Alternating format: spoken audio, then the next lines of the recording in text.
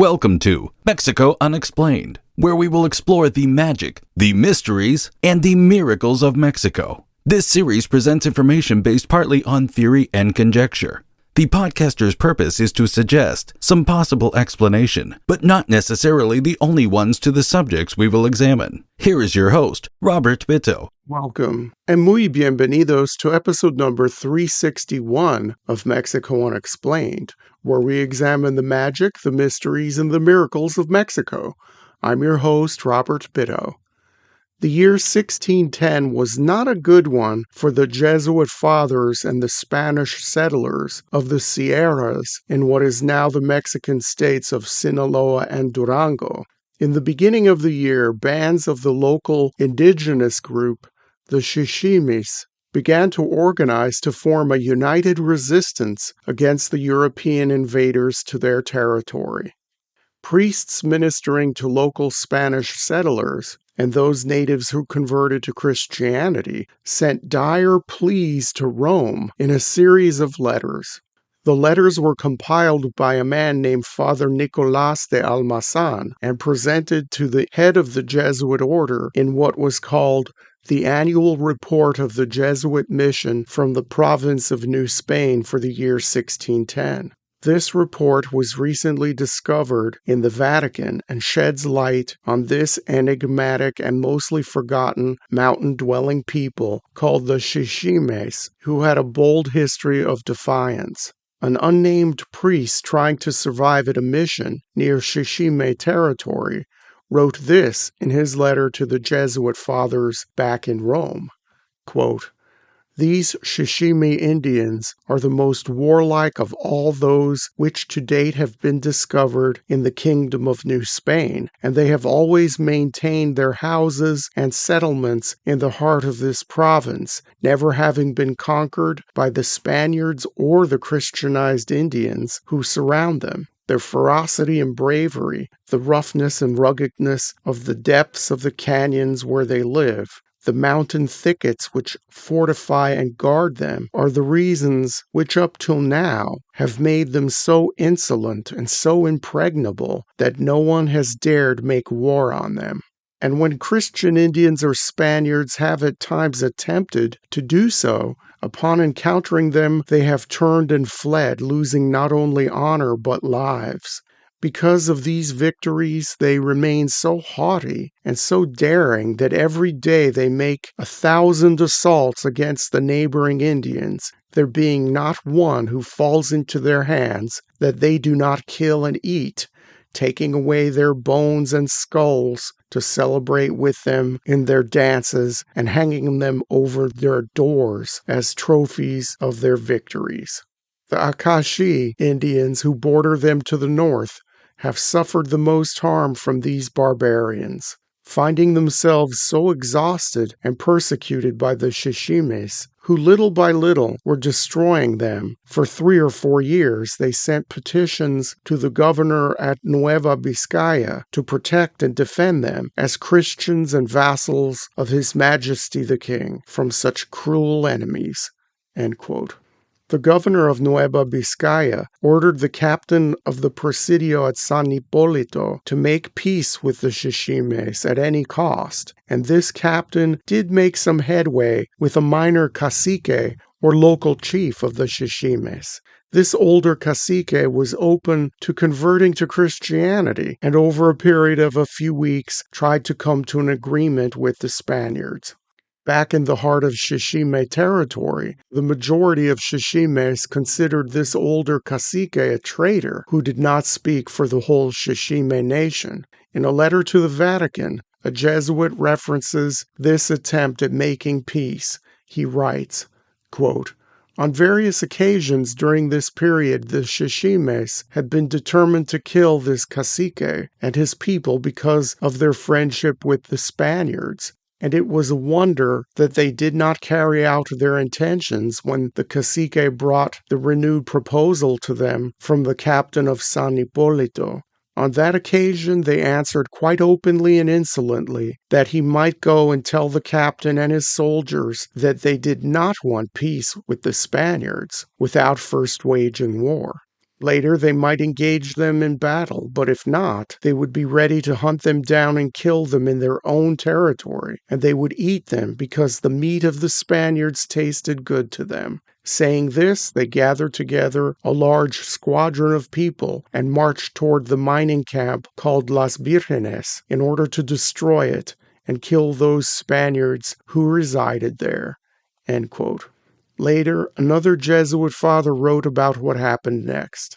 Quote, "With this news, the whole land became terrified and agitated. The governor, hoping to prevent a general uprising and desiring to punish the perpetrators of such a great outrage, consulted with the Marques de Salinas, the viceroy and captain general of New Spain, over what he should do in this case. His Excellency, with the advice and accord of his oidores and other qualified jurists and theologians, both religious and secular, determined and ordered the governor to go personally with as many warriors as he could gather to punish these crimes and to curb those people." End quote. The governor did this, and history records Captain Francisco Urdiñola entered Xixime territory with 200 Spanish soldiers and over 1,100 Christianized Indians and hunted down the resistors in their own turf. The Xixime struggled valiantly against this massive onslaught. Before jumping to the end, we will pause here to look at this long-forgotten people, known as the Xixime or Xixime. Although the name sounds similar to Chichimeca, the Xixime are not to be confused with the warriors of the north discussed in Mexico Unexplained episode number 142. The first Xixime encounters with the Spanish occurred in the early 1530s and could be described as mixed with caution, friendliness, and hostility. Conquistador Nuño de Guzman briefly mentioned the Xixime people in his written accounts of his conquest of Sinaloa. When the Spanish Empire started consolidating its control over what is now western Durango and the mountainous parts of what is now Sinaloa, Xixime territory was mostly overlooked because of its remoteness and its harsh terrain. There were some priests who made inroads into the Xixime homeland, and from them we have precious information about who these people were, thanks to the overly educated clergymen who had a zest for documenting anthropological details of newly encountered peoples. The Xixime were divided into two subgroups, speaking two different but mutually understandable dialects. The dialect called Ine was spoken in the northern part of Xixime territory, and a dialect called Ume was spoken in the south. The Xixime language was from the Uto-Aztecan family and was distantly related to Nahuatl, spoken by the Aztecs, and several indigenous languages still spoken in the American West. Linguists believe that the Xixime language was related closely to the language currently spoken by the Tarahumara people, whose homeland is hundreds of miles to the north. An extensive dictionary and grammar of Xixime was compiled by a Spanish priest in the 1550s, but this work is currently lost. There were two main cities of the Xixime, Chametla on the Baluarte River and Quesala on the Presidio River.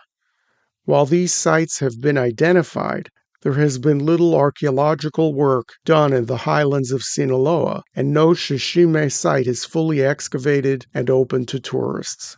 The main Xixime cities had small central plazas with crude temples and ball courts, a shadow of what their Aztec or Tarascan neighbors had at the heights of their civilizations. The city or town hubs mostly existed to support agriculture. Unlike neighboring civilizations, the Xixime did not profit from being located on strategic trade routes, and there was very little trade going in and out of Xixime territory. Their culture evolved in a state of semi-isolation. Throughout the years, as they kept their outside interactions to a minimum, the Xixime got the reputation of being hostile and aloof, and surrounding tribes often went to war with them. Part of the Xixime reputation includes their seemingly overboard practice of cannibalism. There is a huge academic debate about whether this is even true. Some scholars believe that the rumors of non-ritualistic cannibalism, or eating people as a regular part of the tribe's nutrition, were started by surrounding tribes during the early years of the Spanish conquest. The Xiximes' enemies created these terrible stories of the flesh-eating mountain tribe to get the help of the Spanish to defeat the Xixime people, so the theory goes. Some researchers believe that the Xixime started the cannibalism rumors themselves in hopes that the Spanish would fear them and leave them alone. So the idea of the Xiximes being bloodthirsty man-eaters could have been just mere 16th century indigenous propaganda. Still, another twist to this is that the Spanish documented this cannibalism too, but they may have had their own motives to perpetuate a possible horrible myth. The more gruesome the Xiximes were made out to be, the more troops and financial support the presidios and garrisons surrounding Xixime territory would receive from Mexico City and Spain.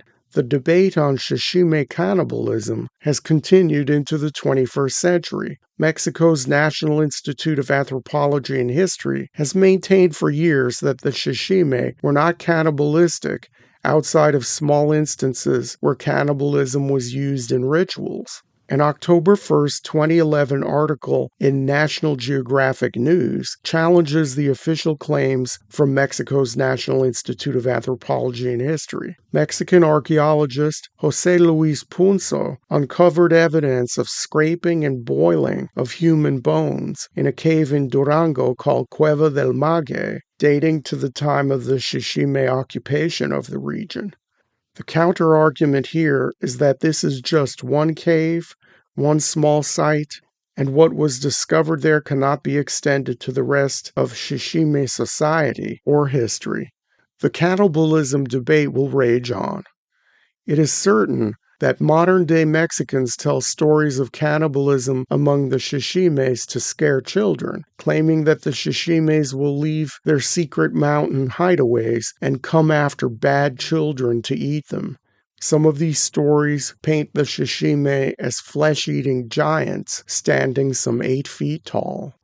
Little is known about the Xixime people's religion. What modern-day researchers can surmise about it comes from vague and incomplete early Spanish accounts and what they can glean from petroglyphs and rock art drawn on the canyon walls and mountainside cliffs found throughout the former Xixime territory.